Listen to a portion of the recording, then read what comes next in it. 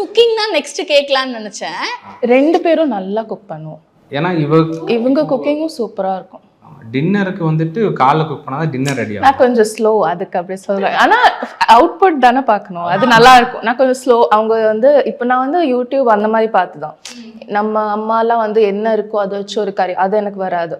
அந்த யூடியூப்ல 2 ஆனியன்ஸ்னா அது இருக்கணும், அந்த மாதிரி அந்த ரவுண்ட் கட்னா ரவுண்ட் கட் பண்ணி அந்த அந்த டைம் அந்த மாதிரி நான் பண்ணுவேன். இவங்க வந்து ரொம்ப ஃபாஸ்டா பண்ணுவாங்க, ஆனா சூப்பரா இருக்கும் குக்கிங்.